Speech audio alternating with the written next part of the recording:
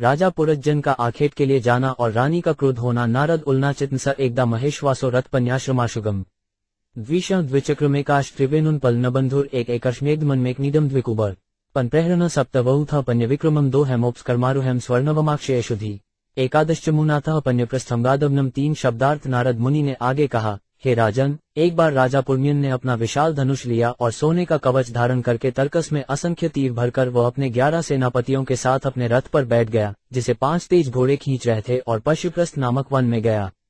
उसने अपने साथ उस रथ में 2 विस्फोटक तीर ले लिए। ये रथ 2 पहियों तथा एक घूमते हुए धुरे पर स्थित था। रथ पर 3 ध्वजाएं, 1 लगाम, 1 सारथी, 1 बैठने का स्थान, 2 काठी, जुए, 5 आयुध तथा 7 आवरण थे। ये रथ 5 भिन्न भिन्न शैलियों से गति कर रहा था और उसके सामने 5 अवरोध थे। रथ की सारी साज सज्जा सोने की बनी थी।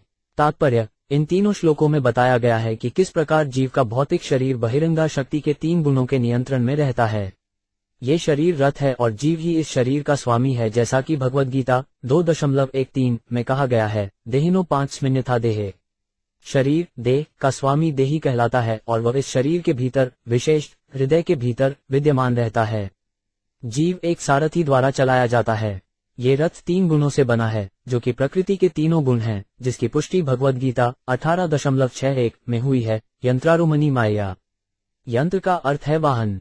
ये शरीर प्रकृति द्वारा प्रदत्त है और इस शरीर का चालक है परमात्मा। जीव रथ के भीतर बैठा रहता है। ऐसी है वास्तविक स्थिति। जीवात्मा सदैव 3 गुणों सत्व, रज तथा तमः द्वारा प्रभावित होता रहता है। इसकी भी पुष्टि भगवद गीता 7.13 में हुई है। त्रिविगुणमय भवी जीवात्मा प्रकृति के 3 गुणों द्वारा मोहग्रस्त होता रहता है। इस श्लोक में इन तीनों गुणों को 3 पताकाएं कहा गया है। पताका से कोई भी व्यक्ति जान सकता है कि यह रथ किसका है। इसी प्रकार प्रकृति के तीनों गुणों से यह जाना जा सकता है कि रथ किस दिशा में जा रहा है। दूसरे शब्दों में, जिसके आंखें हैं वह समझ सकता है कि प्रकृति के किसी विशेष गुण द्वारा यह शरीर किधर जा रहा है। इन तीनों श्लोकों में यह बताया गया है कि मनुष्य धार्मिक बनना चाहते हुए भी किस प्रकार तमोगुण से प्रभावित होता है। नारद मुनि प्राचीन बर्हिषत को दिखा देना चाहते थे कि राजा तमोगुण से प्रभावित है, यद्यपि वो परम धर्मात्मा माना जाता था। कर्मकांडीय के अनुसार मनुष्य वेदों द्वारा निर्देशित विविध यज्ञ संपन्न करता है और उन सभी यज्ञों में पशु बलि का आदेश है, ताकि मारे जाने वाले पशुओं के जीवन पर वैदिक मंत्रों की शक्ति को परीक्षा हो सके। पशु बलि निश्चय ही तमोगुण के अधीन होकर की जाती है।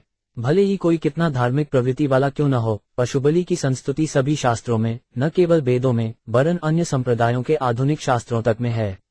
ये पशु यज्ञ धर्म के नाम पर किए जाते हैं, किंतु वास्तव में ये तो तमोगुण वाले व्यक्तियों के निमित्त होते हैं। जब ऐसे लोग पशुओं का वध करते हैं तो वे धर्म को दुहाई देते हैं, किंतु जहां धर्म दिव्य पद्धति हो, यथा वैष्णव धर्म, वहां पशु बलि यज्ञ को कोई स्थान प्राप्त नहीं है।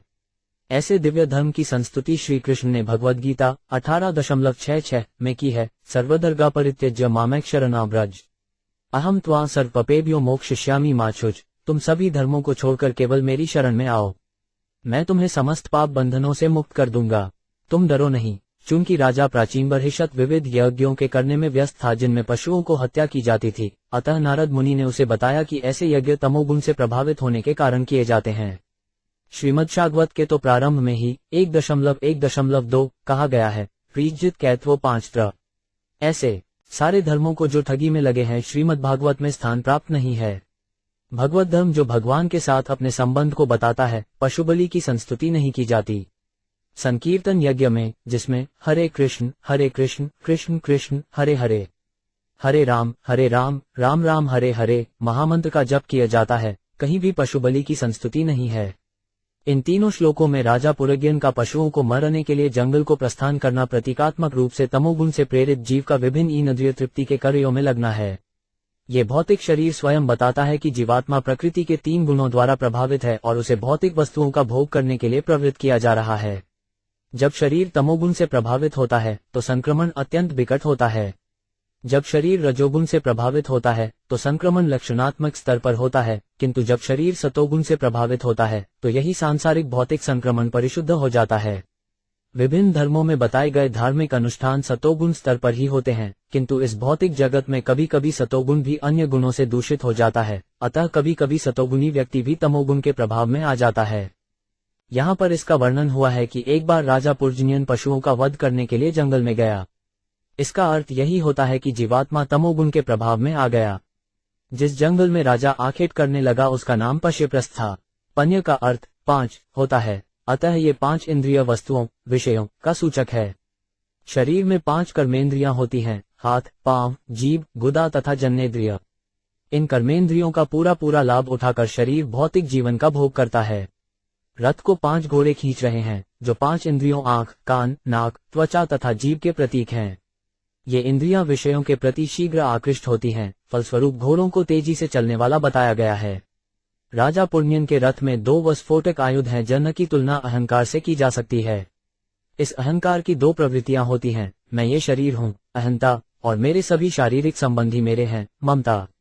रथ के दोनों पहिए 2 गतिशील सुविधाओं जैसे हैं, पापी जीवन तथा धार्मिक जीवन। रथ 3 पताकाओं से सुसज्जित है, जो प्रकृति के तीनों गुणों के द्योतक हैं। 5 प्रकार के अवरोध पंचवायु हैं, जो शरीर के भीतर प्रवाहित होते हैं। ये हैं प्राण, अपान, उदान, समान तथा व्यान। शरीर में 7 आवरण पाए जाते हैं, ये हैं त्वचा, पेशी, वसा, रक्त, मज्जा, अस्थि तथा वीर्य। जीव 3 सूक्ष्म तथा 5 स्थूल तत्वों से ढका है। ये वास्तव में वे अवरोध हैं, जो जीव को भौतिक बंधन से मोक्ष के मार्ग में जाते हुए मिलते हैं।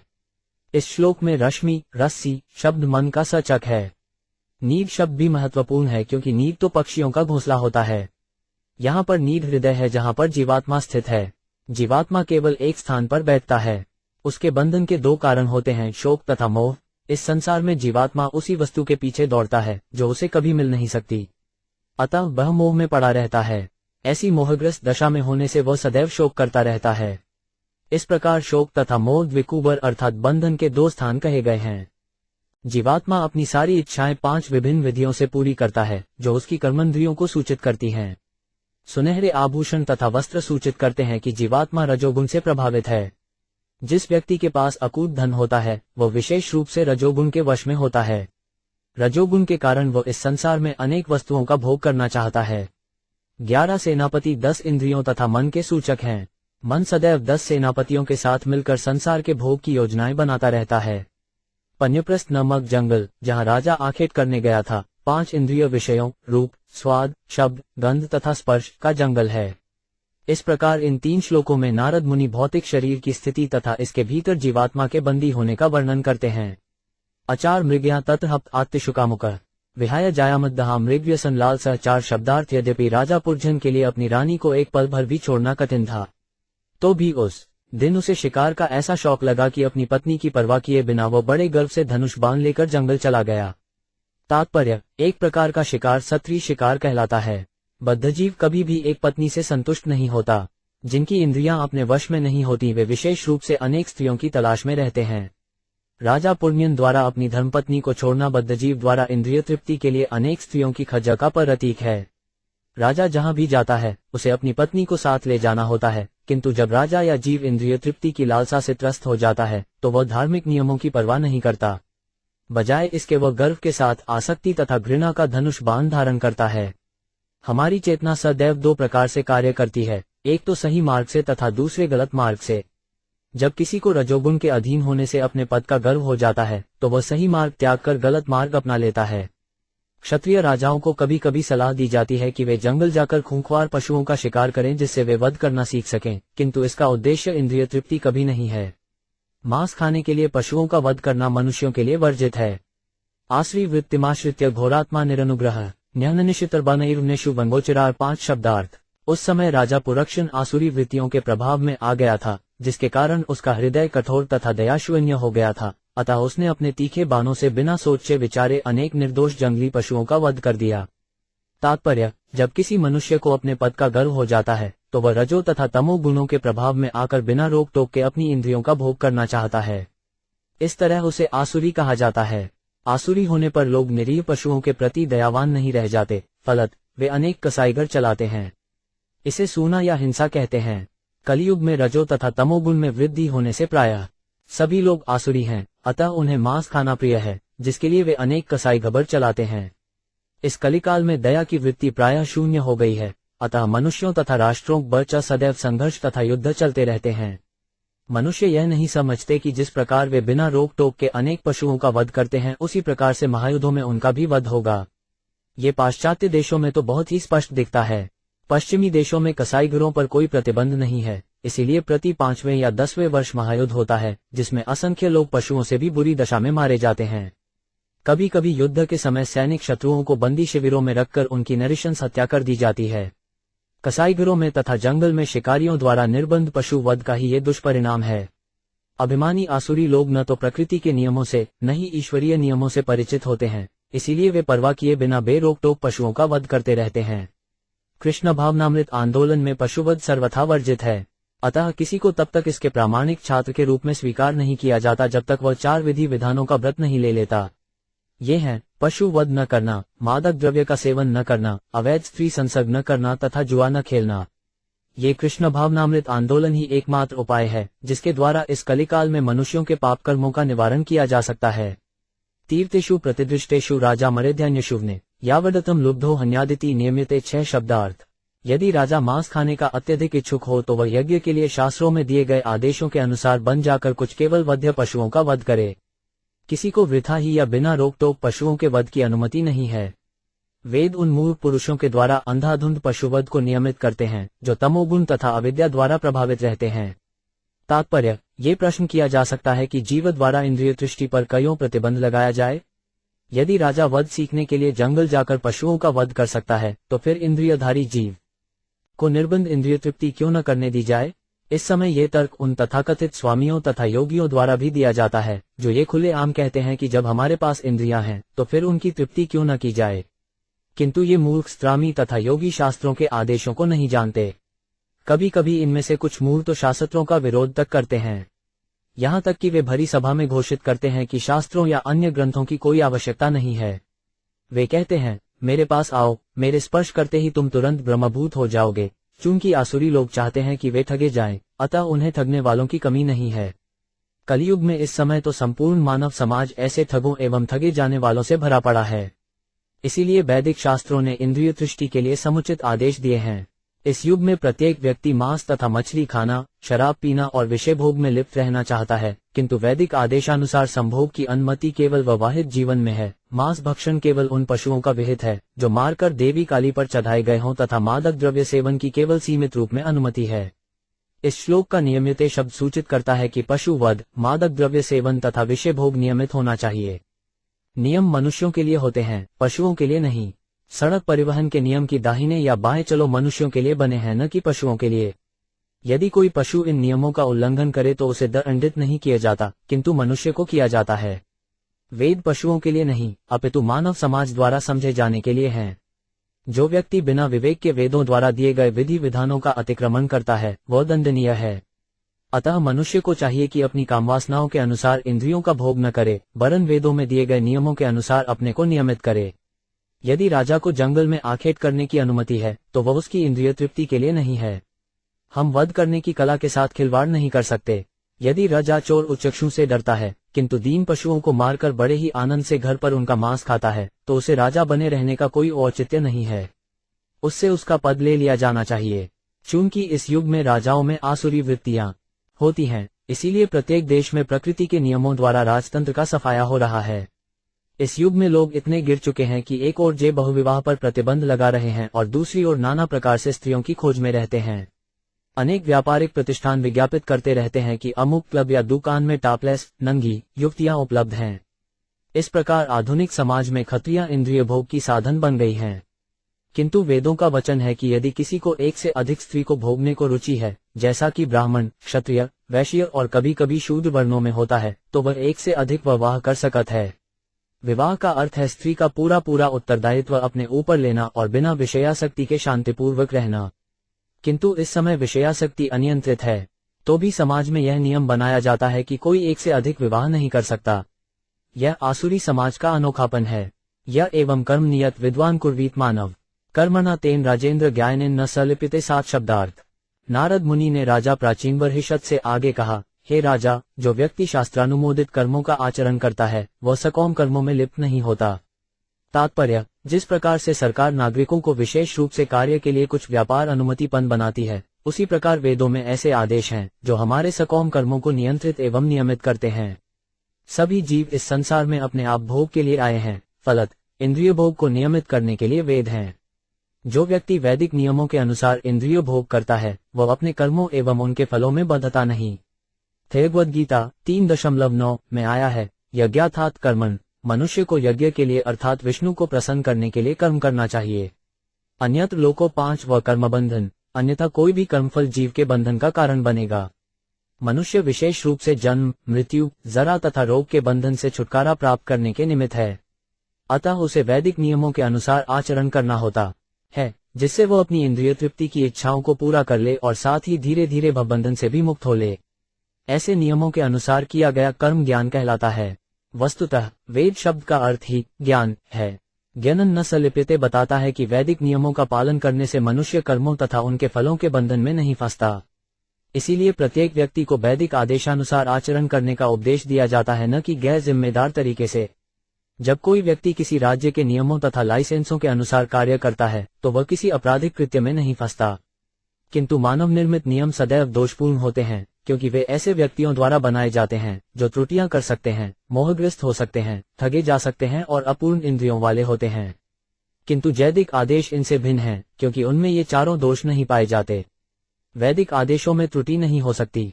वैदिक ज्ञान सीधे ईश्वर से प्राप्त होता है, अतः उसमें ठगी, मोह, त्रुटियों, इंद्रियों को अपूर्णता का प्रश्न ही नहीं उठता। सारा वैदिक ज्ञान पूर्ण है, क्योंकि वो परंपरा द्वारा ईश्वर से प्राप्त हुआ है। श्रीमद्भागवत 1.1.1 में कहा गया है, तेने ब्रह्म हृदय या आदि ककये।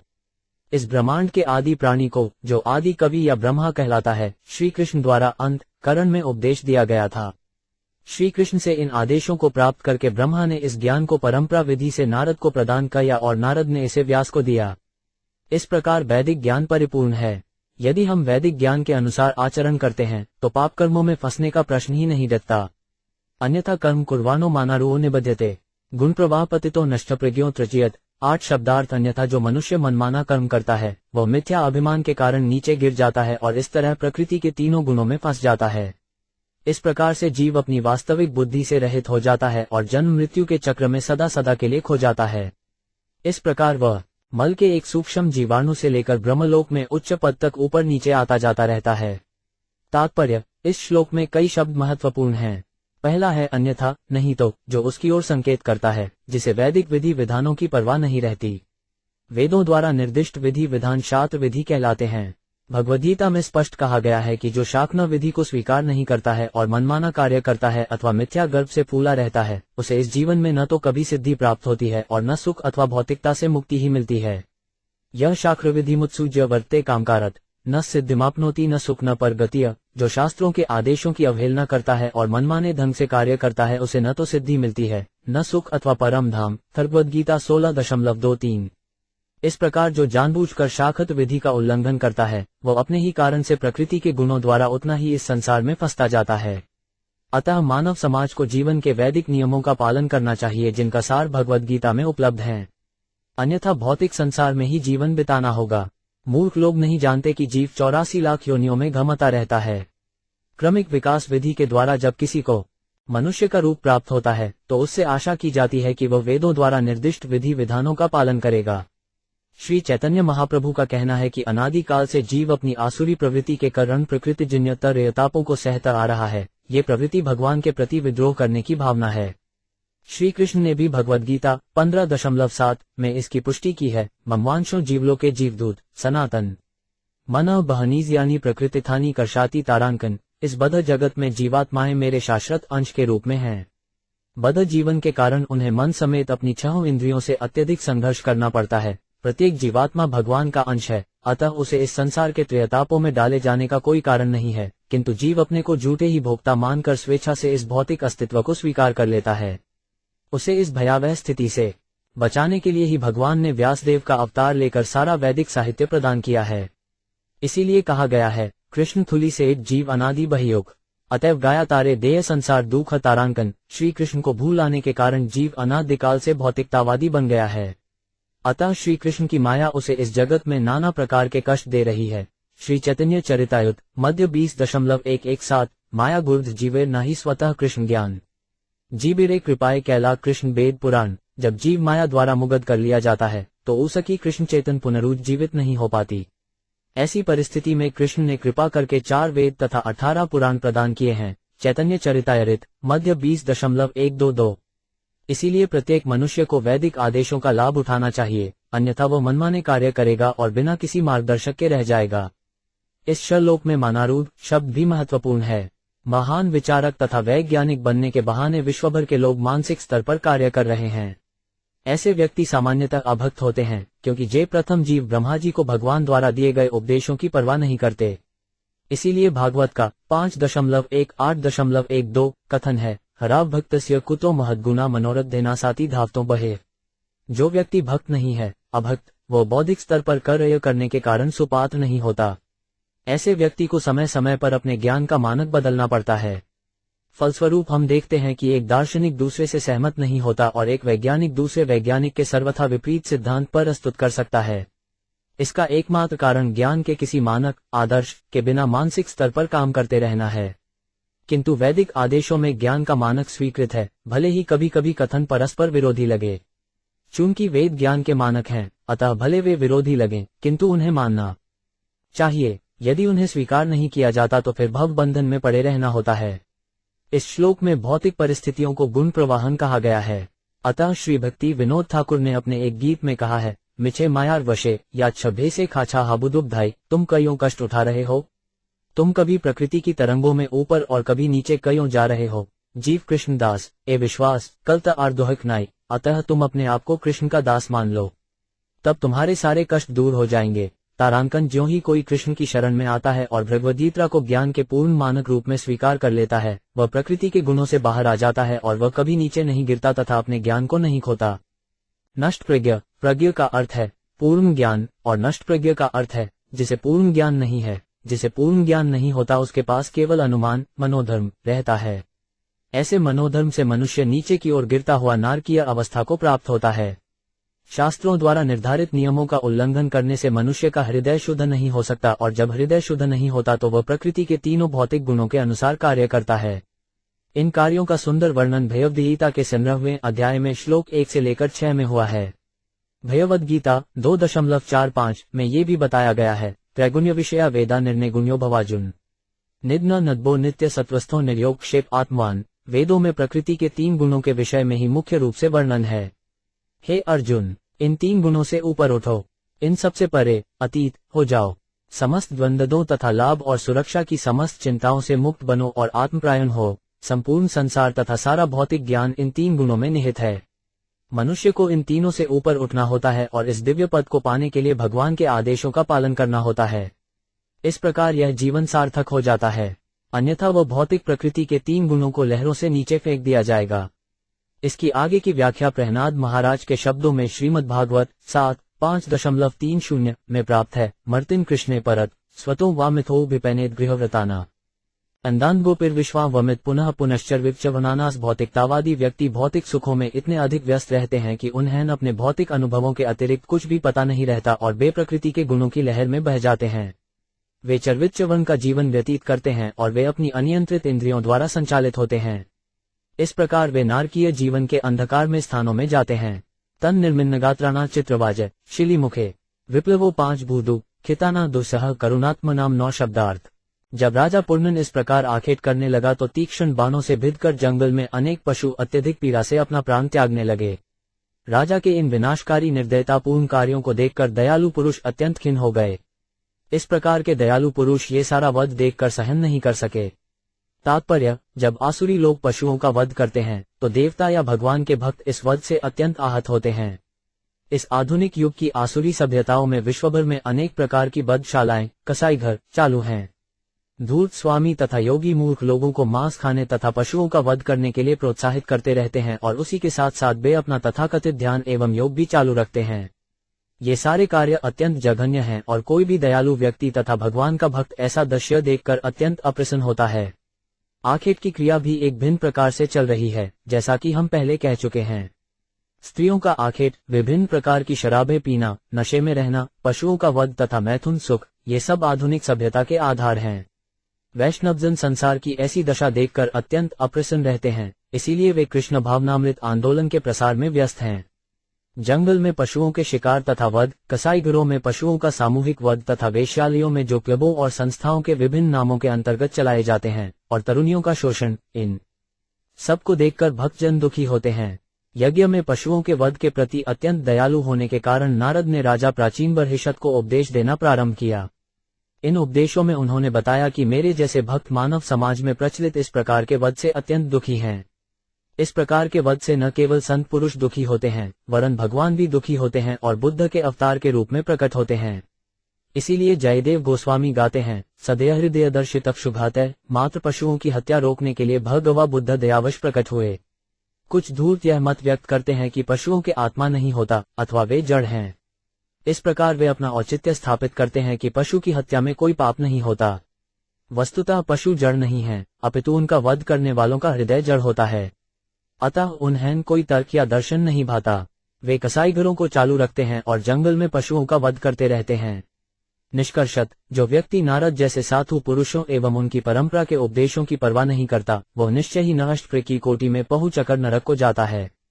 शशान राहान महिषाग्वयानुरुशिले का मेध्यान्यान शव विविधान विनिष्णन श्रमध्य गात 10 शब्दार्थ। इस प्रकार राजा पुण्यशन ने अनेक पशुओं का वध किया, जिसमें खरगोश, सुअर, भेंसे, नीलगाय, श्याम हिरण, साही तथा अन्य शिकारी जानवर शामिल थे। लगातार शिकार करते रहने से राजा अत्यधिक थक गया। तात्पर्य, तमोगुणी मनुष्य अनेक पाप कर्म करता है। श्री रूप गोस्वामी अपने भक्ति से सावृत सिंधु में कहते हैं कि मनुष्य केवल अज्ञान से पापी बनता है। पाप में जीवन का परिणाम है कष्ट भोगना। जो नियमों को नहीं जानते और आदर्श नियमों का उल्लंघन करते हैं, वे कानून द्वारा दंडित होते हैं। इसी प्रकार प्रकृति के नियम भी बड़े कठोर हैं। यदि बालक परिणाम जाने बिना अग्नि को छूता है तो वह जल जाता है, भले ही वह बच्चा ही क्यों न हो। यदि कोई बालक प्रकृति के नियम का उल्लंघन करता है तो उसके साथ कोई अनुकंपा नहीं बरती जाती। मनुष्य केवल अज्ञानवश ही प्रकृति के नियमों का उल्लंघन करता है, और जब उसे ज्ञान हो जाता है तो वह और आगे पाप कर्म नहीं करता। राजा अनेक पशुओं का वध कर लेने के बाद अत्यंत थक गया। जब मनुष्य किसी संत पुरुष के संपर्क में आता है तो उसे प्रकृति के कठोर नियमों का पता चलता है और वह धार्मिक बन जाता है। अधार्मिक मनुष्य पशु तुल्य है, किंतु कृष्ण भावनामृत आंदोलन में ऐसे मनुष्य को वस्तुओं का सही सही ज्ञान हो जाता है और वह 4 वर्जित कार्यों को त्याग देता है। ये हैं अवैध मैथुन, मांस भक्षण, जूट क्रीड़ा तथा मद्य सेवन। यही धार्मिक जीवन का सूत्रपात है। जो अपने को तथाकथित रूप से धार्मिक कहकर इन 4 वर्जित कर्मों में लगाते हैं, वे कपटी हैं। धार्मिक जीवन तथा पाप कर्म एक दूसरे के साथ साथ नहीं चल सकते। यदि कोई सचमुच धार्मिक जीवन या मोक्ष पथ का अनुसरण करना चाहता है तो उसे इन 4 मूलभूत नियमों पर दृढ़ रहना होगा।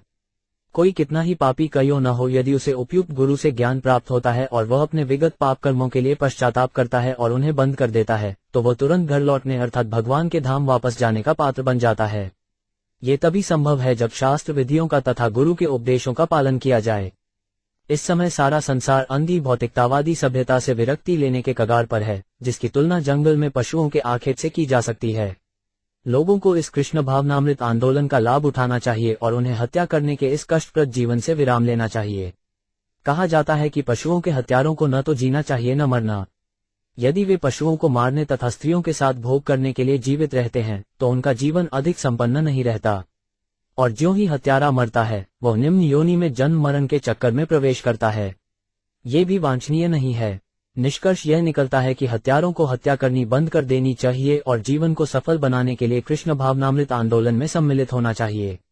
आत्महत्या करके ऐसा भ्रमित एवं हताश व्यक्ति कभी विश्राम प्राप्त नहीं करता, क्योंकि आत्महत्या से उसे निम्न योनि में जाना होगा या भूत प्रेत बनना होगा, क्योंकि उसे स्थूल देह नहीं प्राप्त होगी। अतः सर्वश्रेष्ठ उपाय यही है कि पाप कर्मों से पूर्ण विरक्ति ले ली जाए और कृष्ण भक्ति की जाए। इस प्रकार मनुष्य पूर्ण बनकर घर को अर्थात भगवान के धाम वापस जा सकता है।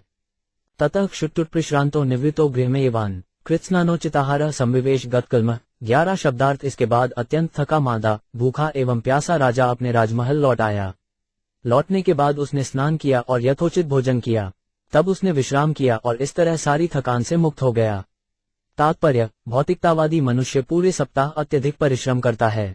वह सदैव पूछता रहता है, धन कहाँ है, धन कहाँ है। फिर सप्ताहांत में वो इन कार्यों से छुट्टी लेकर विश्राम करने के लिए किसी एकांत स्थान में जाना चाहता है। राजा पुण्यन अपने घर इसलिए लौट आया क्योंकि जंगल में पशुओं का शिकार करते करते वो अत्यधिक थक चुका था। इस प्रकार उसके अंत करण ने उसे और पाप कर्म करने से मना करके उसे अपने घर लौटने के लिए विवश किया। भगवद गीता में भौतिकतावादी व्यक्तियों को दुष्कृतीन कहा गया है, जिसका अर्थ है कि वे सदा पाप कर्मों में लगे रहते हैं। जब मनुष्य को चेत होता है कि वह पाप कर्मों में लगा है तो उसका विवेक जागता है, जिसे यहाँ पर रूपक के अलंकार की भाषा में महल कहा गया है।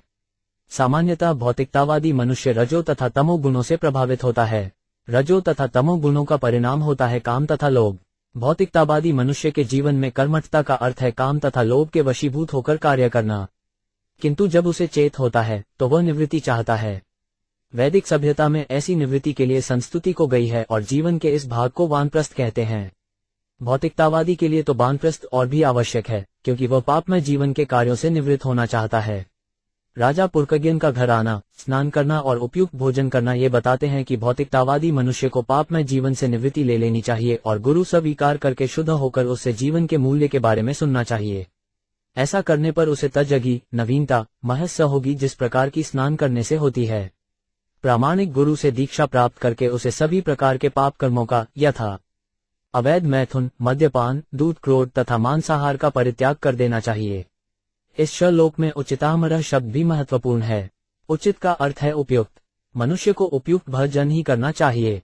जिस तरह सुअर विष्ठा के लिए दौड़ता है, उस तरह हमें भोजन के पीछे नहीं पड़ना चाहिए। भगवद गीता 17.8 में मनुष्य के भोज्य पदार्थों का सात्विक आहार के शीर्षक से वर्णन किया गया है। मनुष्य को रजो तथा तमोगुणी भोजन नहीं करना चाहिए। यही उचिताम या उपयुक्त भोजन करना है। जो लोग सदैव मांस खाते या मद्य पीते हैं, जो रजो तथा तमो गुणों का आहार है, उन्हें इन वस्तुओं का त्याग कर देना चाहिए, जिससे उनकी वास्तविक चेतना जागृत हो सके। इससे मनुष्य शांत तथा तरोताजा हो सकता है। यदि कोई अशांत या थका हुआ रहे तो ईश्वर ज्ञान को नहीं समझ सकता। श्रीमद्भागवत 1.2.20 में कहा गया है, एवं प्रसन्नसो भगवत भक्तियोयत भगवत तत्व विज्ञान मुक्त संग से जायते। जब तक मनुष्य रजो तथा तमोगुण के प्रभाव से मुक्त नहीं हो लेता, उसे शांति नहीं मिलती और बिना शांति के ईश्वर ज्ञान को समझ पाना कठिन है। राजा पुण्यन का अपने घर लौटना मनुष्य का अपनी पूर्व चेतना में लौटने का सूचक है। ये पूर्व चेतना ही कृष्ण चेतना है। जिसने अनेक पाप कर्म किए हों, विशेष रूप से वन में पशुओं का वध या शिकार किया हो, उसके लिए तो कृष्ण चेतना भक्ति नितांत आवश्यक है।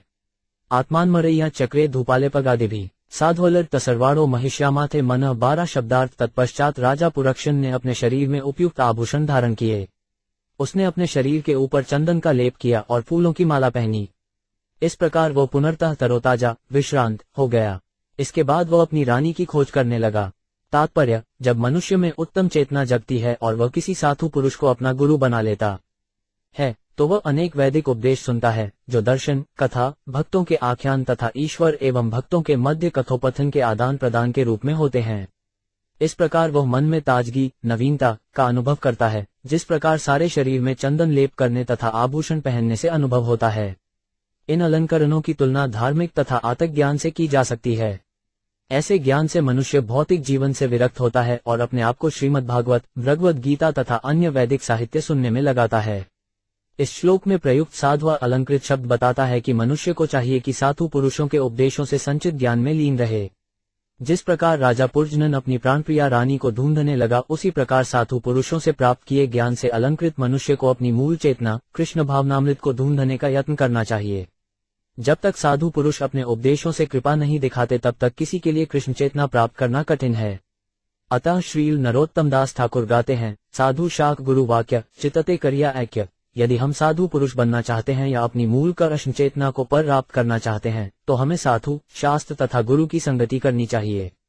यही प्रक्रिया है। तृप्तो हष्ट सुदृप्तष्ण कंदर्पकृष्ट मांस न व्यचष्ट वरारोहा गृहिणी गृहमेदिनीम 13 शब्दार्थ। भोजन कर लेने तथा अपनी भूख और प्यास बुझा लेने के बाद पुरजन को मन में कुछ प्रफुल्लता हुई। वो उच्चतर चेतना तक न पहुंचकर कामदेव द्वारा मोहित हो गया और उसे अपनी पत्नी को ढूंढने की इच्छा हुई, जिसने उसे गृहस्थ जीवन में प्रसन्न कर रखा था। तात्पर्य, ये श्लोक उन लोगों के लिए महत्वपूर्ण है जो अपने को कृष्ण चेतना तक ऊपर उठाना चाहते हैं। जब कोई भक्त गुरु से दीक्षा लेता है तो वह अपनी आदतें बदल देता है और मांस खाना, अवैध मैथुन करना, जुआ खेलना तथा शराब पीना छोड़ देता है। शास्त्रों में सात्विक आहार के अंतर्गत गेहूं, चावल, तरकारी, फल, दूध, चीनी तथा दूध की वस्तुएं बताई गई हैं। चावल, दाल, रोटी, तरकारी, दूध तथा चनी जैसे सामान्य आहार संतुलित होते हैं, किंतु कभी कभी ये देखा जाता है कि दीक्षा प्राप्त पुरुष प्रसाद के नाम पर अत्यंत विलासी गरिष्ठ भोजन करता है। अपने पूर्व पाप में जवन के कारण वह कामदेव द्वारा आकृष्ट होता है और खूब डटकर अच्छा भोजन करता है। ये स्पष्ट देखा गया है कि जब नवदीक्षित कृष्ण भक्त अधिक भजन करता है तो उसका पतन हो जाता है। वो शुद्ध कृष्ण चेतना भक्ति तक न उठकर कामदेव द्वारा आकृष्ट हो जाता है। तथाकथित ब्रह्मचारी जी के द्वारा विचलित हो जाता है और वानप्रस्थ पुनः अपनी पत्नी से संभोग करने के लिए आकृष्ट होता है, अथवा वह किसी नई पत्नी की तलाश करने लगता है। हो सकता है कि भावनावश वह अपनी पत्नी छोड़कर भक्तों एवं गुरु की संगति में चला जाए, किंतु अपने पूर्व पाप कर्मों के कारण वह वहां ठहर नहीं पाता। वह कामदेव द्वारा आकृष्ट होने से कृष्ण चेतना को प्राप्त करने के बजाय नीचे गिर जाता है और इंद्रिय सुख के लिए दूसरी पत्नी ले आता है। नारद मुनि ने श्रीमद् भागवत 1.5.17 में कृष्ण चेतना से भौतिक जीवन में नवदीक्षित भक्त के पतन का वर्णन किया है। त्यक्त्वा स्वधर्म चरणाम्बुज हरे व्रजनपक्वो 5 थ पते तो यदि यत क व वाभद्रम्बूद मुष्य की को वार्थ आप तो 5 भजवा स्वधर्मत। इससे सूचित होता है कि यद्यपि नवदीक्षित भक्त अपरिपक्वता के कारण कृष्ण भावनामृत से नीचे गिर सकता है, किंतु उसकी कृष्ण सेवा व्यर्थ नहीं जाती।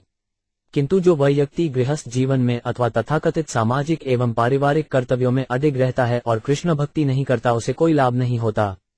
जो व्यक्ति कृष्ण भावनामृत को स्वीकार करता है उसे अत्यंत सावधान रहना चाहिए और वर्जित कार्यों से दूर रहना चाहिए, जिसका उल्लेख रूप गोस्वामी ने उपदेशामृत में किया है। अत्याहार प्रयास ग्रेटर दैन व प्रचपो न्यायाग्रह जनसंग च लौले च बड़ी भर्थक्तिविंश्याति। नवदीक्षित भक्त को न तो ज्यादा खाना चाहिए और न ही आवश्यकता से अधिक धन संग्रह करना चाहिए। अधिक खाना और अधिक धन संग्रह करना अत्याहम कहा जाता है। ऐसे अत्याहार के लिए काफी प्रयत्न करना पड़ता है।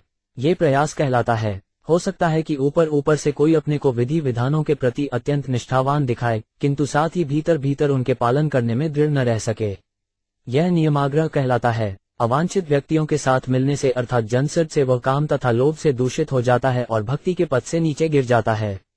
अंतःपुरुषमियो 5 पृच्छद्दिम्ना इव वेदशित अपीव कुशल रामा से श्वरीना यथापुरा 14 शब्दार्थ। उस समय राजा पुरक्षण कुछ उत्सुक हुआ और उसने रनिवास की स्त्रियों से पूछा, हे सुंदरियो, तुम सब अपनी स्वामिनी सहित पहले के समान प्रसन्न तो हो? तात्पर्य: इस श्लोक में वेदशत शब्द राजा प्राचीन बही का सूचक है। जब मनुष्य भक्तों को संगति में आकर अपने में नवीनता पाता है और उसमें कृष्ण भक्ति जगती है तो वह अपने मनोस्थ से सलाह लेता है, अर्थात सोचता, अनुभव करता तथा चाहता है और यह निश्चय करता है कि वह भौतिक कार्यों में लौट जाए या कि आध्यात्मिक चेतना में अडिग रहे। कुशलग्र शब्द जो कुछ शुभ है उसका सूचक है। यदि मनुष्य भगवान विष्णु की भक्ति में लग जाए तो वह अपने घर को पुनर्तः शुभ बना सकता है। जब कोई विष्णु भक्ति के अतिरिक्त अन्य किस कार्य में लगता है, अर्थात भौतिक कार्यों में लगता है, तो वह सदैव चिंताओं से ग्रस्त रहता है। विचारवान व्यक्ति को चाहिए कि अपने मन से सलाह ले और तय करे कि मन की इन प्रवृत्तियों का किस प्रकार उपयोग किया जाए। यदि कोई श्री कृष्ण के विषय में ही निरंतर सोचता है, उनकी सेवा करने का विचार करता है और उन्हीं की आज्ञा पालन करने की कामना करता है, तो ये समझना चाहिए कि उसने अपनी बुद्धि से अच्छी शिक्षा प्राप्त की है। कईयों की बुद्धि तो माता है। यद्यपि राजा विश्रांत हो चुका था, फिर भी उसने अपनी पत्नी के विषय में पूछा। इस तरह वह सलाह ले रहा था, सोच रहा था और चाह रहा था कि वह अपनी स्थिर उत्तम चेतना की ओर फिर से कैसे लौटे।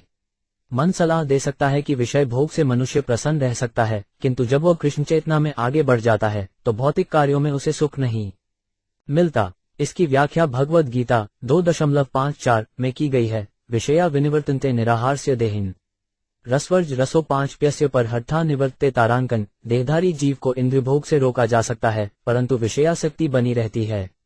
किंतु उच्च रस के अनुभव द्वारा ऐसे व्यापारों को त्याग कर वह चेतना बुद्धि योग में स्थिर हो जाता है। जब तक मनुष्य अपने को भक्ति के श्रेष्ठ व्यापार में न लगा ले, वह इंद्रिय विषयों से विरक्त नहीं हो सकता। पर हष्ठा निवर्तते, कोई तभी भौतिक कार्यों को छोड़ सकता है जब वह सचमुच भक्ति करने में लग जाए।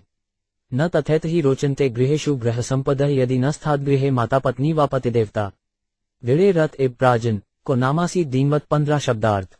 राजा पुरजयन ने कहा, मेरी समझ में नहीं आ रहा कि मेरे घर का सारा साज सामान पहले की भांति मुझे अच्छा क्यों नहीं लग रहा। मैं सोचता हूँ कि यदि घर में माता अथवा पति परायण पत्नी न हो तो घर पहियों से विहीन रथ की तरह प्रतीत होता है। ऐसा कौन मूर्ख है जो ऐसे व्यर्थ के रथ पर बैठेगा। तात्पर्य: परम राजनीतिज्ञ चाणक्य पंडित ने कहा है, माता वस्य गुहे नास्ति भार्या चाप्रियवादिनी अरण्यम तैन गंतव्य यधारण्य तथा यूहम। यदि किसी के घर पर अपनी माता या प्रियवादिनी पत्नी न हो तो उसे घर छोड़कर जंगल चले जाना चाहिए, क्योंकि उसके लिए जंगल तथा घर में कोई अंतर नहीं होता। वास्तविक माता भगवत भक्ति है और असली पत्नी वह है जो भक्ति के कार्यों में अपने पति की सहायता करती है। सुखी घर के लिए ये दोनों बातें आवश्यक हैं। वास्तव में स्त्री को पुरुष की शक्ति माना जाता है। ऐतिहासिक दृष्टि से प्रत्येक महापुरुष के पीछे या तो माता रही हैं या उसकी पत्नी। यदि घर में अच्छी पत्नी तथा माता हो तो गृहस्थ जीवन सुखी रहता है। ऐसी दशा में गृहस्थी के सारे कार्य तथा घर का सारा साज सामान मन को भाता है।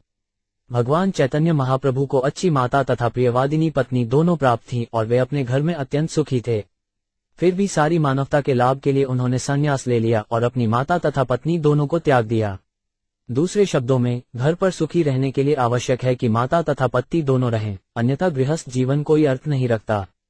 जब तक मनुष्य धर्म के क्षेत्र में बुद्धि द्वारा पथ प्रदर्शन प्राप्त नहीं करता और भगवान की भक्ति नहीं करता, तब तक उसका घर संत पुरुषों को प्रिय नहीं हो सकता। दूसरे शब्दों में, यदि किसी के अच्छी माता या अच्छी पत्नी हो तो जब तक नितांत आवश्यक न हो संन्यास लेने की आवश्यकता नहीं है, जैसा कि भगवान चैतन्य महाप्रभु के साथ हुआ। क्व वर्ते सा ललना मज्जंता व्यसनार्णवे या मामुधरते प्रज्ञा दीप्यंती पदे पदे 16 शब्दार्थ। कृपया मुझे उस सुंदरी का पता बताओ जो मुझे सदैव संकट के समुद्र में डूबने से उबारती है। वह मुझे पग पग पर सहुद्धि प्रदान करके बचाती है। तात्पर्य, अच्छी पत्नी तथा सहुद्धि में कोई अंतर नहीं होता। जिसके सहुद्धि होती है वह ठीक से विचार विमर्श कर सकता है और अपने आप को संकटों से बचा सकता है। इस संसार में पग पग पर संकट है। श्रीमद्भागवत 10.1.4.58 में कहा गया है, परद पद यद विषदा न तेषां। ये भौतिक संसार वास्तव में बुद्धिमान लोगों या भक्तों के रहने का स्थान नहीं है, क्योंकि पग पग पर संकट हैं।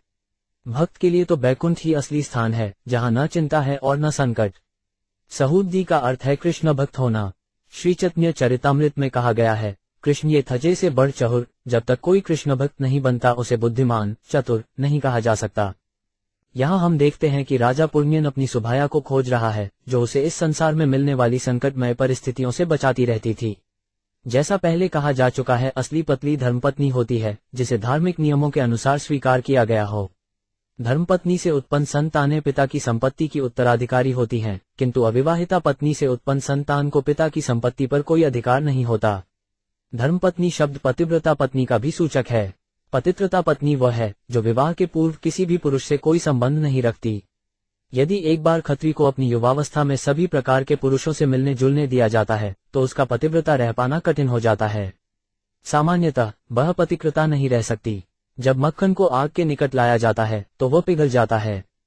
खत्री अग्नि के समान है और पुरुष मक्खन के समान। किंतु यदि मनुष्य को पतिव्रता पत्नी मिल जाए जो धार्मिक विवाह संस्कार के द्वारा स्वीकृत की गई है, तो वह संकटमय परिस्थितियों में अत्यधिक सहायक हो सकती है। वास्तव में ऐसी पत्नी समस्त सठ अधिका उद्गम है। ऐसी पत्नी होने से यदि परिवार भगवत भक्ति करता है तो वह घर वास्तव में गृहस्थाश्रम बन जाता है।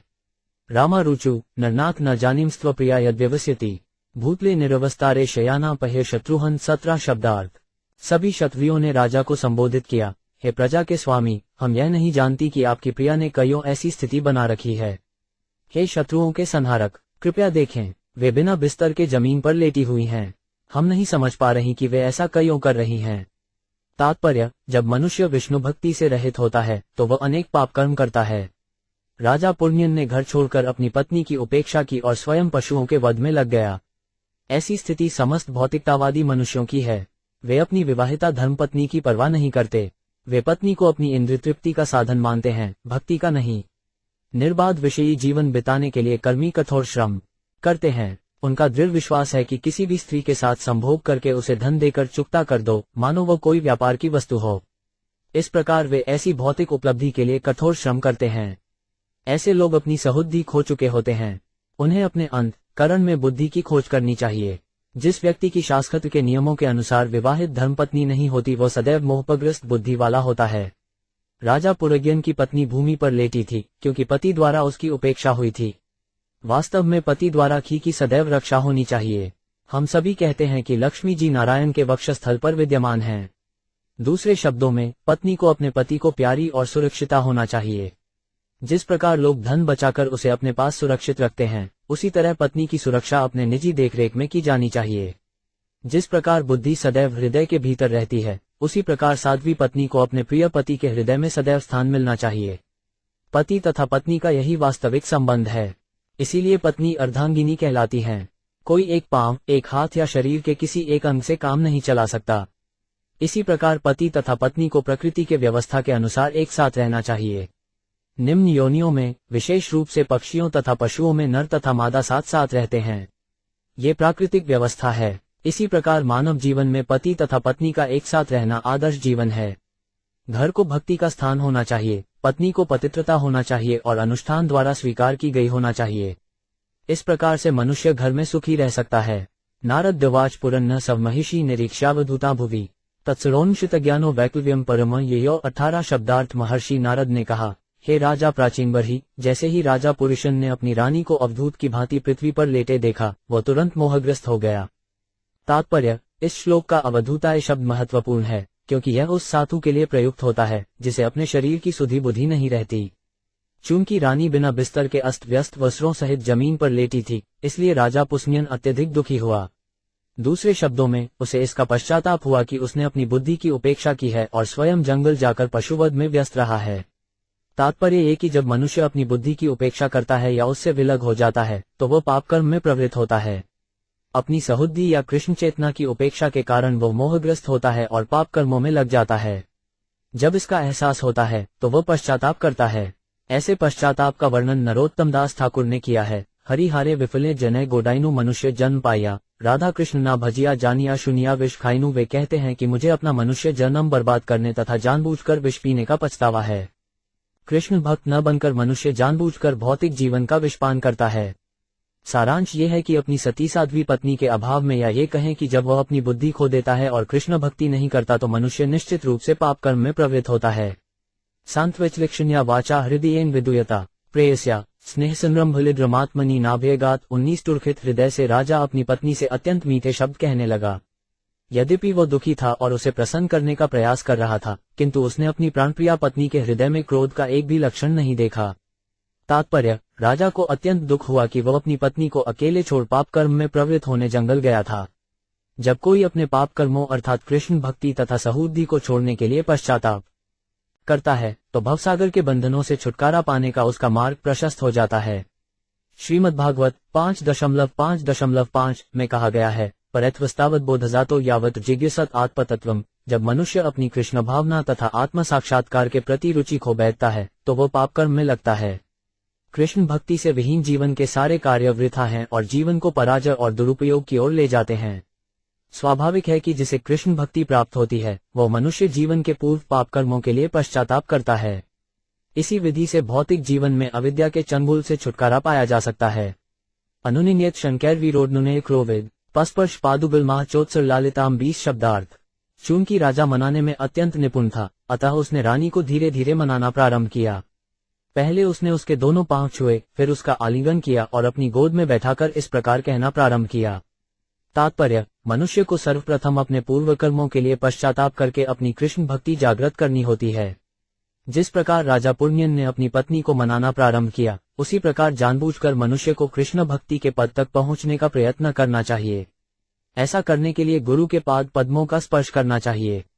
स्वत प्रयास से कृष्ण भक्ति प्राप्त नहीं हो सकती, अतः मनुष्य को चाहिए कि स्वरूप सिद्ध कृष्ण भक्त के पास पहुंचकर उसके चरण कमलों का स्पर्श करे। इसीलिए प्रहलाद महाराज भागवत 7.5.32 कहते हैं, नैषा मतिस्तावदुरु क्रमाट प्रीस्पृशते नथापि ज्ञो यदर्थ महियसा पादर जो 5 अभिषेक निष्किर्धनाना न वृणीत यावत। जब तक मनुष्य ऐसे व्यक्ति के चरण कमल की धूल को अपने मस्तक पर धारण नहीं करता जो महात्मा या भक्त बन चुका है, तब तक उसका कृष्ण भक्ति के द्वार तक प्रवेश नहीं होता। यह आत्मसमर्पण का शुभारंभ है। भगवान कृष्ण चाहते हैं कि प्रत्येक व्यक्ति उनकी शरण में आए, और यह आत्मसमर्पण का कार्य तब शुरू होता है जब मनुष्य प्रामाणिक गुरु के चरण स्पर्श करता है। निष्ठापूर्वक गुरु की सेवा करने से ही कृष्ण भक्ति में जीवन का शुभारंभ होता है। गुरु के चरण स्पर्श करने का अर्थ है मिथ्या गर्व का त्याग और भौतिक जगत में अपने पद पर व्यर्थ न फूलना। जो लोग अपने उच्च स्थान के कारण वृथा ही भौतिक जीवन के अंधकार में रहते हैं, जैसे तथाकथित वैज्ञानिक एवं विचारक, वे वास्तव में नास्तिक हैं। वे प्रत्येक वस्तु के चरम कारण को नहीं जानते। यद्यपि वे मोहग्रस्त रहते हैं, किंतु वे ऐसे व्यक्ति के चरण कमलों में आत्मसमर्पण करने में हिचकते हैं जो वस्तुओं को उनके सही सही रूप में जानता है। दूसरे शब्दों में, केवल करे ज्ञान से कृष्ण भक्ति जागृत नहीं को जा सकती। मनुष्य को प्रामाणिक गुरु को शरण में जाना ही होगा। इसी विधि से उसे सहायता मिल सकती है। पूर्वजन उवाच नून त्वकृत पुण्यास्ते भरित्या यशवीश्वरा शुभे कृतागस्वात्मसात कृत्वा शिक्षादंड न युग्यते 21 शब्दार्थ। राजा पुरजन ने कहा, हे सुंदरी, जब स्वामी किसी मनुष्य को दास रूप में स्वीकार तो कर लेता है, किंतु उसके अपराधों के लिए उसे दंड नहीं देता, तो उस दास को समझना चाहिए कि वो अभागा है। तात्पर्य: जैविक सभ्यता के अनुसार घरेलू पशुओं तथा दासों के साथ अपने पुत्र के तुल्य व्यवहार करना चाहिए। कभी कभी घरेलू पशु तथा बालक किसी बदले की भावना से नहीं, अपितु प्यारवश दंडित किए जाते हैं। इसी तरह कभी कभी स्वामी अपने दास को रास्ते पर लाने के लिए किसी बदले की भावना से नहीं वरन प्यारवश दंड देता है। इस प्रकार राजा पुण्यन ने अपनी पत्नी द्वारा दिए गए दंड को अपने ऊपर किया गया अनुग्रह समझा। उसने अपने को रानी का आज्ञाकारी सेवक माना। वो उस पर पाप कर्म करने, जंगल में शिकार करने तथा उसे घर पर छोड़ देने के लिए नाराज थी। राजा पुरग्यन ने इस दंड को अपनी पत्नी के वास्तविक प्यार के रूप में ग्रहण किया। इसी प्रकार जब मनुष्य को ईश्वर की इच्छा से प्रकृति के नियमों द्वारा दंडित होना पड़ता है, तो उसे विचलित नहीं होना चाहिए। वास्तविक भक्त इसी तरह सोचता है। जब भक्त किसी विषम स्थिति को प्राप्त होता है, तो वह इसे ईश्वर का अनुग्रह मानता है। तत्तेनुकंपा सुस्पीक्ष मानो भुज्ञान एवाट प्रकृत विपाक्य हृदगाव पूर्विदधन्नपस्ते जीवेत यो मुक्तिपदे सदाय भागवत 10.1.4.8। इस श्लोक से पता चलता है कि भक्त जीवन की पराजयों को भगवान के वरदान के रूप में मानता है और यह सोचकर भगवान को अधिक नमस्कार करता है तथा प्रार्थना करता है कि उसके पूर्व दुष्कर्मों का यह हल्का दंड मिल रहा है। यदि कोई त्रुटि करे तो सरकार या ईश्वर द्वारा प्रदत्त दंड वास्तव में कल्याणकारी होता है।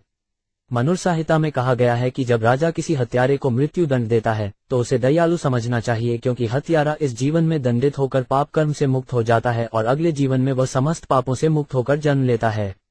यदि कोई स्वामी द्वारा दिए गए दंड को पुरस्कार मानता है, तो वह इतना बुद्धिमान हो जाता है कि फिर कभी उस दुष्कर्म को नहीं करता।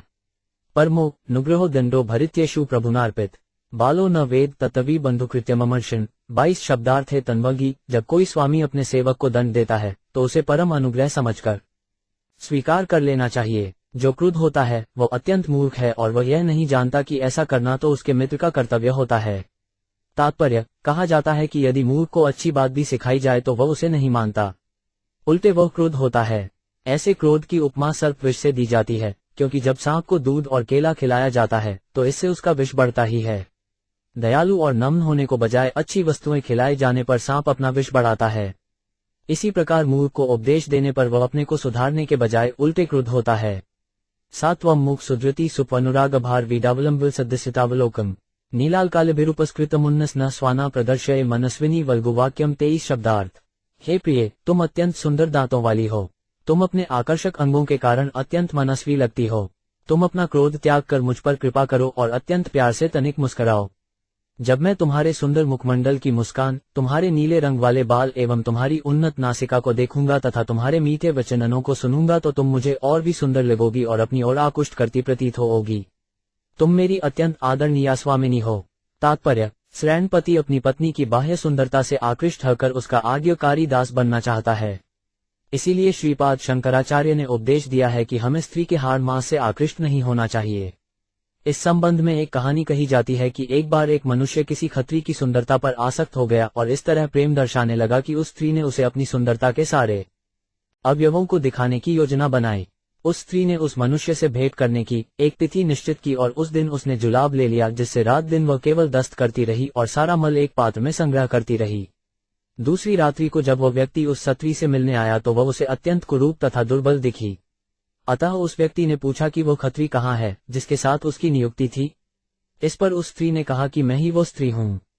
उस व्यक्ति को विश्वास नहीं हुआ, क्योंकि उसे नहीं पता था कि उसका सौंदर्य उसके जुलाब लेने के कारण लुप्त हो चुका था, जिससे वह दिन रात दस्त करती रही थी। जब वह पुरुष उससे तर्क करने लगा तो उस स्त्री ने पुनः कहा कि वह सुंदर नहीं लग रही, क्योंकि उसकी सुंदरता के अवयव उससे विलग हो चुके हैं। जब उस पुरुष ने पूछा कि वे अवयव किस प्रकार विलग हो सके, तो स्त्री ने कहा, तारांकन, चलिए आपको दिखा दूं। उसने उसे मल तथा वमन से युक्त वह पात्र दिखाया। इस प्रकार मनुष्य को पता चला कि सुंदर स्त्री केवल रक्त, मल, मृत तथा इसी प्रकार के घृणित अवयवों से बनी हुई है। यह वास्तविकता है, किंतु मनुष्य मोहक सौंदर्य से आकृष्ट होकर माया का शिकार बनता रहता है। राजा पुर्कन्यन ने अपनी पत्नी से प्रार्थना को कि वो पूर्व सुंदरता को प्राप्त हो। वह उसे उसी प्रकार सचेष्ट कर रहा था जिस प्रकार जीवात्मा अपनी मूल चेतना को जागृत करता है, जो अत्यंत सुंदर होती है। रानी के समस्त सुंदर अंगों की तुलना कृष्ण भक्ति के सुंदर स्वरूप से की जा सकती है। जब मनुष्य मूल कृष्ण चेतना को लौटता है तो वह स्थिर हो जाता है और उसका जीवन सफल हो जाता है। तस्मिदशे दम्मः तब वीर पत्नी यौ 5 न्यत भूसुकुलात्कृत किलबिषतिम पशे न वीद्यमुदितम त्रिलोक्या मन्यत वै मुरारिपोरित्रत दासात 24 शब्दार्थ है। वीर पत्नी, मुझे बताओ कि क्या किसी ने तुम्हें अपमानित किया है? मैं ऐसे व्यक्ति को, यदि वो ब्राह्मण कुल का नहीं है, दंड देने के लिए तैयार हूँ। मैं मुरारिपु, श्री कृष्ण के दास के अतिरिक्त तीनों लोकों में किसी को भी क्षमा नहीं करूंगा। तुम्हें अपमानित करके कोई स्वच्छंदतापूर्वक विचरण नहीं कर सकता, क्योंकि मैं उसे दंड देने के लिए तैयार हूँ। तात्पर्य: वैदिक सभ्यता के अनुसार ब्राह्मण तथा जो मुरा नामक असुर का शत्रु होने के कारण मुरदशिष कहलाने वाले कृष्ण का भक्त कहलाते हैं, राज्य के विधि विधानों से बनते नहीं होते। दूसरे शब्दों में, ब्राह्मणों तथा वैष्णवों के अतिरिक्त राज्य के नियमों को भंग करने वाला प्रत्येक व्यक्ति दंडनीय है। ब्राह्मण तथा वैष्णव नियम भंग से उत्पन्न होने वाले कर्मफलों से भली भांति परिचित रहते हैं, अतः वे राज्य या प्रकृति के नियमों का उल्लंघन नहीं करते। यदि कभी वे नियमों की अवज्ञा करते हुए प्रतीत भी हों तो भी वे राजा द्वारा दंडनीय नहीं होते।